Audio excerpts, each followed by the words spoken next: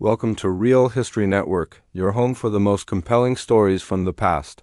Today, we're diving deep into the icy waters of the North Atlantic to revisit one of the most infamous maritime disasters in history, the sinking of the RMS Titanic. Picture this: April 1912. The Titanic, a marvel of engineering and the largest ship of its time, is on its maiden voyage from Southampton, England, to New York City. Hailed as unsinkable, it represented the pinnacle of luxury and technological advancement.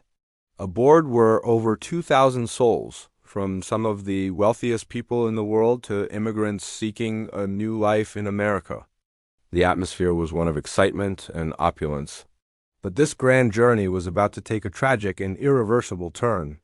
Despite receiving multiple warnings about icebergs in the area, the Titanic steamed ahead at nearly full speed.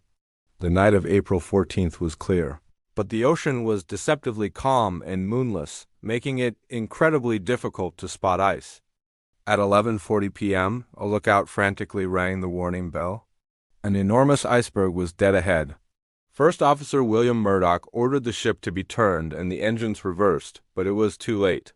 The colossal vessel scraped along the iceberg, tearing a series of gashes along its starboard side.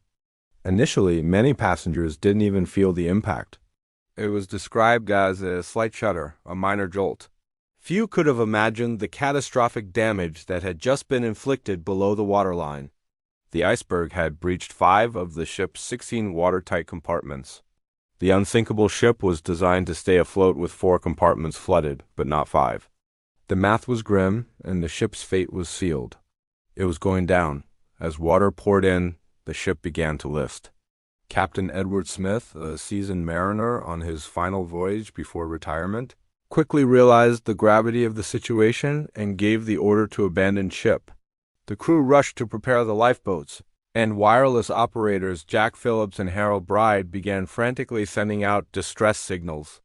The message was simple: CQD, the general distress call, followed by their position. Nearby ships, including the RMS Carpathia, received the calls and began racing towards the stricken liner, but they were hours away. Panic and confusion started to set in.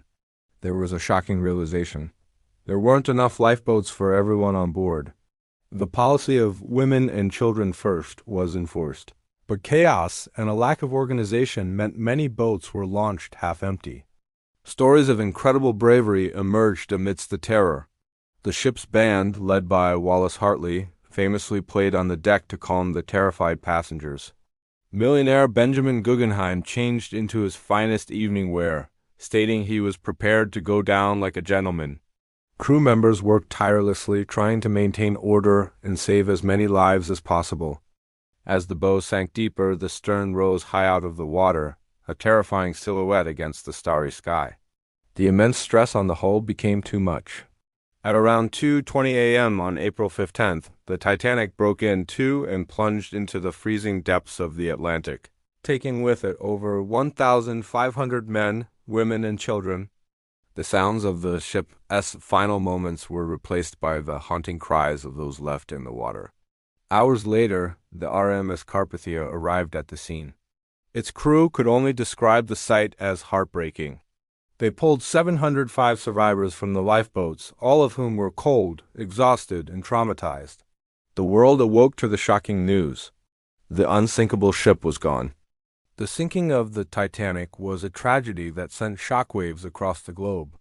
The subsequent inquiries revealed a cascade of failures. The ship was traveling too fast, the lookouts didn't have binoculars, the lifeboat drills had been canceled, and the wireless operators. On a nearby ship, the Californian had shut down their radio for the night and missed the distress calls. The disaster led to sweeping changes in maritime safety regulations. The International Convention for the Safety of Life at Sea was established, mandating more lifeboats, 24-hour radio watches, and the creation of the International Ice Patrol. The story of the Titanic is more than just a historical event. It's a powerful narrative of human ambition, hubris, heroism, and loss. It continues to fascinate us over a century later, a somber reminder of the fragility of life and the power of the sea. Thank you for joining us on Real History Network.